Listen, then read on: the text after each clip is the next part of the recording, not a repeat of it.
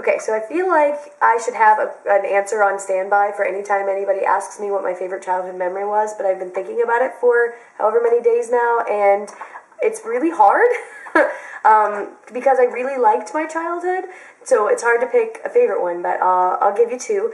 I really liked holidays with Hymens because when we would hang out in Grandma's basement, and Desi and I would rollerblade, and we would play pretend games with all the cousins, and then getting to just sit down and eat with the family, and just good times with family. That was really awesome. And I also, I don't know if you remember this or not, but when you and I were little, and we had bunk beds, and we would go down on the bottom bunk, and we would hang blankets on both sides of the bunk bed, and we would pretend like we were in some sort of vehicle or something. I don't even know what it was, like a submarine or a race car or something, and then we would pretend to see us on these maps, and then we had all these controls laid out, and we were going on all of these adventures and stuff, and that it was just fun, and I really enjoyed that time with you. And so favorite memories would be you and family.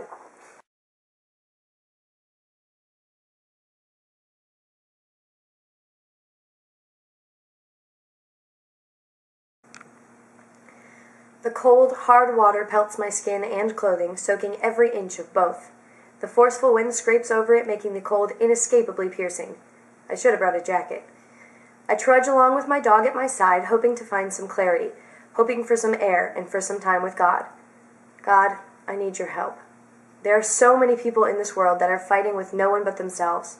There are so many people in my life who are choosing misery and blaming anyone but themselves. There are so many people that I could help. God, help me to stop trying. You have created in me the desire to help and to love everyone. You have created in me the knowledge that each person on this planet can control their own thoughts and can control their own lives. You have allowed me to see and to experience that work, dedication, and sweat off my own brow will bring about the realization of any goal. I believe that each person has this power and this control. I learned today that just because the power is there does not mean that people will use it. I am so frustrated and angry because so many people, especially Americans, will constantly express their misery with everything in their lives, and even when faced with a solution, will continue to choose to be miserable. They will complain about the state of their lives, admit the solution is within their reach, then continue to sit and do absolutely nothing about it. I am unendingly exasperated with lazy excuses and the unwillingness to accept responsibility for one's own choices and their retributions. I also learned today that these feelings of anger and frustration are a result of my codependent and controlling nature. I feel like I know at least some solutions, and I want to force those solutions onto other people because that is what even they are saying they need. Then I watch them continue to choose despair. I need to learn to accept that I cannot make those choices for them. I cannot help someone who refuses to help themselves. I cannot let my naturally controlling tendencies allow negative feelings to dwell within me.